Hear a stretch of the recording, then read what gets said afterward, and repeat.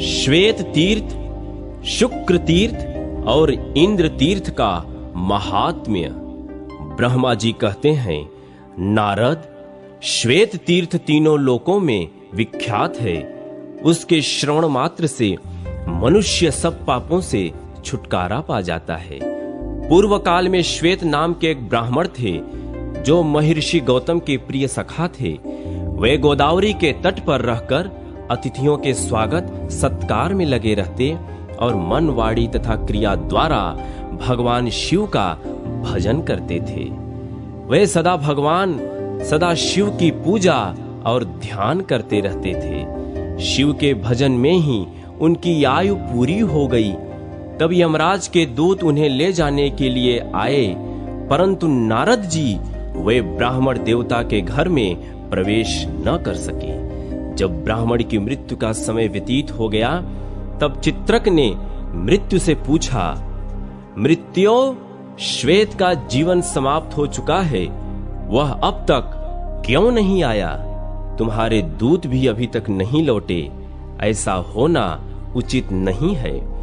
यह सुनकर मृत्यु को बड़ा क्रोध हुआ और वे स्वयं ही श्वेत के घर पर पधारे। उनके दूत भयभीत होकर बाहर ही खड़े थे। उन्हें देखकर मृत्यु ने पूछा, दूतों, यह क्या बात है? दूत बोले, श्वेत भगवान शिव के द्वारा सुरक्षित हैं। हम उनकी ओर आंख उठाकर भी देख नहीं सकते। जिनके ऊपर भगवान शंकर प्रसन्न हो जाएं, उन्हें कैसा भय? तब मृत्यु ने अपना फंदा हाथ में लेकर स्वयं ही ब्राह्मण के घर में प्रवेश किया। ब्राह्मण तो भक्ति पूर्वक भगवान शिव की पूजा कर रहे थे। उन्हें न तो मृत्यु के आने का पता था और न ही यमदूतों के। श्वेत के समीप पाशधारी मृत्यु को खड़ा देख दंडधारी भैरव ने विस्मित होकर पूछा, मृत्युदेव, यहाँ क्या देखते हो? मृत्यु ने उत्तर दिया, मैं श्वेत को ले जाने के लिए यहाँ आया हूँ, अतः इन्हीं को देखता हूँ। भैरव ने कहा, लौट जाओ। मृत्यु ने श्वेत पर अपना फंदा फेंका। यह देखकर भैरव कुपित हो उठे। उन्होंने शिव के दिए हुए दंड से मृत्यु पर गहरी चोट की। मृत्यु देवता पाश हाथ में लिए हुए ही धरती पर गिर पड़े। मृत्यु को मरा देख यमदूत भाग गए। उन्होंने मृत्यु के वध का समाचार यमराज से कहा। यह सुनकर महिषवाहन यमराज को बड़ा क्रोध हुआ। उन्होंने अधिक बलवान चित्रगुप्त, अपनी रक्षा करने वाले यमदंड, महिष, भूत, वेताल तथा आदि व्याधियों को ले जाकर अपने साथियों सहित यमराज उस स्थान पर पहुंचे जहां द्विज श्रेष्ठ श्वेत भगवान शिव की आराधना में संलग्न थे। उस समय यमराज तथा भगवान शिव के पार्षदों में अत्यंत भयानक संग्राम छिड़ गया। कार्तिकेय ने स्वयं ही शक्ति संभाली और यमराज के दूतों का विदीर्ण कर डाला। साथ ही दक्षिण दिशा के स्वामी अत्यंत बलवान यमराज को भी मौत के घाट उतार दिया। मरने से बचे हुए यमदूतों ने भगवान सूर्य को यह सब समाचार कह सुनाया। यह अद्भुत बात सुनकर सूर्य समस्त देवताओं और लोकपालों के साथ मेरे समीप आए। फिर मैं भगवान विष्णु, इंद्र, अग्नि, वरुण तथा अन्य बहुत से देवता यमराज के पास गए। वे गोदावरी के तट पर मरे पड़े थे। यमराज को सेना सहित मरा देख देवता भय से व्याकुल हो उठे और हाथ जोड़कर बारंबार भगवान शिव की प्रार्थना करने लगे। देवता बोले, भगवान, आपको अपने भक्त सदा ही प्रिय हैं तथा आप दुष्टों का वध किया करते हैं। संसार आदि के सृष्टा नीलकंठ, आपको नमस्कार है, नमस्कार है। ब्रह्म प्रिय, आपको नमस्कार है। देव प्रिय, आपको नमस्कार है। विप्रवर, श्वेत आपके भक्त हैं। इनकी आयु क्षीण हो जाने पर भी यम आदि सब लोग इन्हें ले जाने में समर्थ न हो सके, आपका अपने भक्तों पर ऐसा महान प्रेम देखकर हम सबको बड़ा संतोष हुआ। नाथ, सचमुच ही आप बड़े भक्त वत्सल हैं। जो लोग आप जैसे दयालु परमेश्वर की शरण में आ गए हैं, उन्हें यमराज भी नहीं देख सकता। यह जानकर ही सब लोग पराभक्ति के साथ आपका भजन करते हैं। शंकर, आप ही इस जगत के स्वामी हैं। क्या यह बात आप भूल गए? आपके बिना यहां व्यवस्था करने में कौन समर्थ हो सकता है? इस प्रकार स्तुति करने वाले देवताओं के समक्ष भगवान शंकर स्वयं प्रकट हो गए और बोले, देवताओं, तुम्हें क्या दूं? देवताओं ने कहा, देवेश्वर, ये सूर्य के पुत्र धर्म हैं, जो समस्त देहधारियों का नियंत्रण करते हैं। इन्हें धर्म और अधर्म की व्यवस्था में नियुक्त किया गया है। ये लोकपाल हैं, अपराधी और पापी नहीं हैं, अतः इनका वध नहीं होना चाहिए। इनके बिना ब्रह्मा जी का कोई कार्य नहीं चल सकता। इसलिए सेना और वाहनों सहित यमराज को जीवित कर दीजिए। नाथ, महात्माओं के सामने की हुई प्रार्थना सफल ही होती है, वह कभी व्यर्थ नहीं जाती। भगवान शिव बोले, देवताओं, मेरी बात सुनो। जो मेरे तथा भगवान विष्णु के भक्त हैं, गौतमी गंगा का निरंतर सेवन करने वाले हैं, उनके स्वामी हम लोग स्वयं ही हैं। मृत्यु का उनके ऊपर कोई अधिकार नहीं है। यमराज को तो कभी उनकी बात तक नहीं चलानी चाहिए। व्याधि आदि के द्वारा उनका पराभव करना कदापि उचित नहीं है। जो मेरी शरण में आ जाते हैं, वे तत्काल मुक्त हो जाते हैं। यमराज को तो चाहिए अपने अनुचरों सहित उन्हें प्रणाम करे। बहुत अच्छा कहकर देवताओं ने भगवान शिव की बात का अनुमोदन किया। तब भगवान शिव ने अपने वाहन नंदी से कहा, तुम गौतमी का जल लेकर मरे हुए यमराज आदि के शरीर पर छिड़क दो। आज्ञा पाकर नंदी ने यम आदि सब लोगों पर गोदावरी का जल छिड़का। इससे वे जीवित होकर उठ बैठे और दक्षिण दिशा की ओर चले गए। गौतमी के उत्तर तट पर विष्णु आदि सब देवता ठहर गए और देवाधिदेव महेश्वर की पूजा करने लगे। उस समय वहां 1,12,000 तीर्थ एकत्रित हुए थे। इसी प्रकार गोदावरी की दक्षिण तट पर 30,000 तीर्थ एकत्रित हुए। यही श्वेत तीर्थ का पवित्र उपाख्यान है, जहां मृत्यु देवता मरकर गिरे थे। वह स्थान मृत्यु तीर्थ कहलाता है। वहां किया हुआ स्नान और दान सब पापों का नाश करने वाला है। उसके महात्म्य का श्रवण, पठन और स्मरण अंतःकरण के मल को धोने वाला और सब लोगों को भोग तथा मोक्ष प्रदान करने वाला है। इसके आगे शुक्र तीर्थ है, जो मनुष्यों को सब प्रकार की सिद्धि देने वाला है। वह सब पापों को शांत करने वाला तथा सब प्रकार की व्याधियों का नाशक है। अंगिरा और भृगु ये दो परम धर्मात्मा ऋषि हुए। इन दोनों के 2-2 पुत्र हुए, जो बड़े ही विद्वान और रूप तथा बुद्धि से सुशोभित थे। अंगिरा के पुत्र का नाम था जीव और भृग के पुत्र का नाम था कवि। ये दोनों अपने माता पिता के अधीन रहते थे।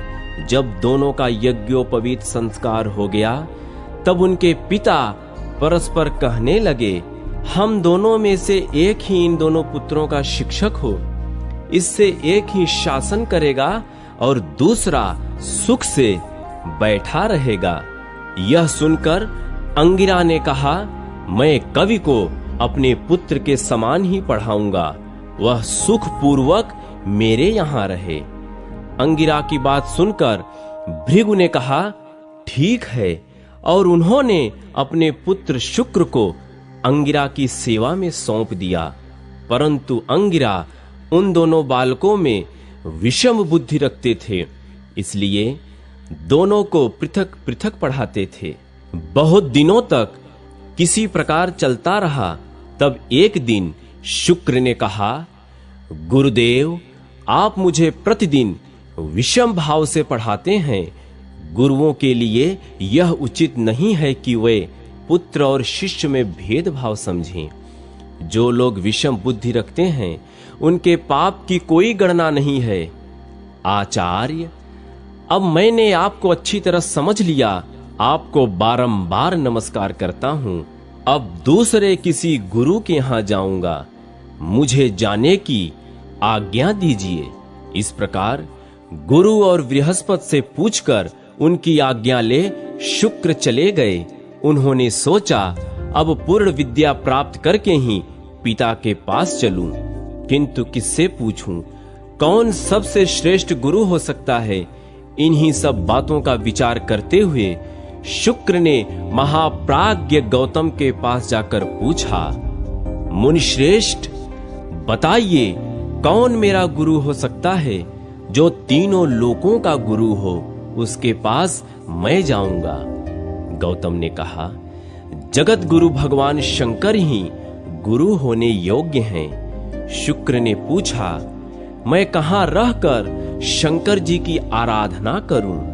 गौतम बोले, गौतमी गंगा में स्नान करके पवित्र हो स्तोत्रों द्वारा भगवान शंकर को संतुष्ट करो। संतुष्ट होने पर वे जगदीश्वर तुम्हें विद्या प्रदान करेंगे। गौतम के कहने से शुक्र गोदावरी के तट पर गए और वहां स्नान करके पवित्र हो भगवान शिव की स्तुति करने लगे। शुक्र बोले, प्रभो, मैं बालक हूं, मेरी बुद्धि बालक की ही है और आप बाल चंद्रमा को मस्तक पर धारण करने वाले हैं। मुझे आपकी स्तुति करने का कुछ भी ज्ञान नहीं है, केवल आपको नमस्कार करता हूं। गुरु ने मुझे त्याग दिया है, मेरा कोई सुहृद अथवा सखा नहीं है। आप ही सब प्रकार से मेरे प्रभु हैं। जगन्नाथ, आपको नमस्कार है। आप गुरु वालों के भी गुरु और बड़ों के भी बड़े हैं। मैं छोटा बच्चा हूं, मुझ पर कृपा कीजिए। जगन्मय, आपको नमस्कार है। सुरेश्वर, मैं विद्या के लिए आपकी शरण में आया हूं। मुझे आपके स्वरूप का कुछ भी ज्ञान नहीं है। आप स्वयं ही कृपा करके मेरी ओर देखें। लोक साक्षी शिव, आपको नमस्कार है। शुक्र के इस प्रकार स्तुति करने पर भगवान शंकर प्रसन्न होकर बोले, वत्स, तुम्हारा कल्याण हो। तुम इच्छा अनुसार वर मांगो, भले ही वह देवताओं के लिए भी दुर्लभ क्यों न हो। उदार बुद्धि कवि ने हाथ जोड़कर कहा, नाथ, ब्रह्मा आदि देवता तथा ऋषियों को भी जो विद्या प्राप्त नहीं हुई, उसके लिए मैं याचना करता हूं। आप ही मेरे गुरु और देवता हैं। ब्रह्मा जी कहते हैं, शुक्र ने जब इस प्रकार प्रार्थना की, तब देवश्रेष्ठ भगवान शिव ने उन्हें मृत संजीवनी विद्या प्रदान की, जिसका ज्ञान देवताओं को भी नहीं था। साथ ही उन्होंने लौकिकी, वैदिकी तथा अन्यान्य विद्याएं भी दी। जब साक्षात भगवान शंकर ही प्रसन्न हो गए थे, तब क्या बाकी रह जाता। वह महाविद्या पाकर शुक्र अपने पिता और गुरु के पास गए। अपनी विद्या से पूजित होकर वह दैत्यों के गुरु हुए। किसी समय कुछ कारणवश बृहस्पति के पुत्र कच ने शुक्राचार्य से मृत संजीवनी विद्या प्राप्त की। कच से बृहस्पति ने और बृहस्पति से पृथक पृथक देवताओं ने उस विद्या को ग्रहण किया।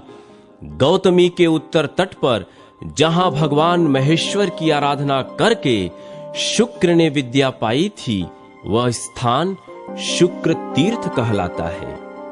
मृत्यु संजीवनी तीर्थ भी उसका नाम है। वह आयु और आरोग्य को वृद्धि करने वाला है। वहां स्नान, दान और आदि जो कुछ भी शुभ कर्म किया जाता है वह अक्षय पुण्य देने वाला होता है। शुक्र तीर्थ के बाद इंद्र तीर्थ है, वह ब्रह्म हत्या का विनाश करने वाला है। उसके स्मरण मात्र से पाप राशि तथा क्लेश समुदाय का नाश हो जाता है। नारद, पूर्व काल की बात है, जब इंद्र ने वृत्तासुर का वध किया तब ब्रह्म हत्या उनके पीछे लग गई। उसे देखकर इंद्र को बड़ा भय हुआ। वे इधर उधर भागने लगे, किंतु जहां जहां वे जाते ब्रह्म हत्या उनका पीछा नहीं छोड़ती थी। तब वे एक बहुत बड़े सरोवर में प्रवेश करके कमल की नाल में छिप गए और उसमें तंतु की भांति होकर रहने लगे।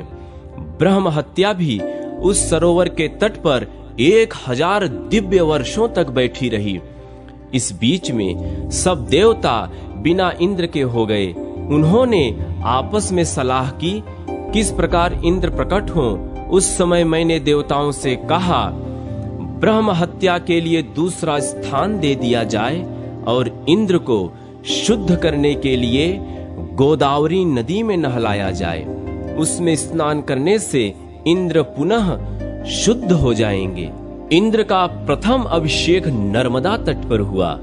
वहां उनके मल का शोधन होने के कारण उस देश का नाम मालव पड़ा। तत्पश्चात वे गौतमी गंगा के तट पर लाए गए। वहां पुण्या नदी के जल में गौतमी का जल लाकर उसी से समस्त देवता, ऋषि, मैं, विष्णु, वशिष्ठ, गौतम, अगस्त्य, अत्रि, कश्यप, अन्यान्य ऋषि, यक्ष तथा पन्नगों ने इंद्र का अभिषेक किया। तत्पश्चात मैंने उन्हें अपने कमंडल के जल से अभिषिक्त किया। इस प्रकार वहां पुण्या और सिक्ता 2 नदियां हो गईं और वे दोनों गौतमी गंगा में आकर मिल गईं। उन दोनों के संगम मुनियों द्वारा सेवित विख्यात तीर्थ बन गए। तब से उस तीर्थ को पुण्या संगम कहते हैं। सिक्ता संगम का ही नाम इंद्र तीर्थ हो गया। वहां 7000 मंगलमय तीर्थ निवास करने लगे। उन तीर्थों में तथा विशेषतः संगम के जल में जो स्नान दान किया जाता है वह सब अक्षय जानना चाहिए। इसमें अन्यथा विचार करने की कोई आवश्यकता नहीं है। जो इस पवित्र उपाख्यान को पढ़ता अथवा सुनता है वह मन, वाणी, शरीर और क्रिया द्वारा होने वाले समस्त पापों से मुक्त हो जाता है।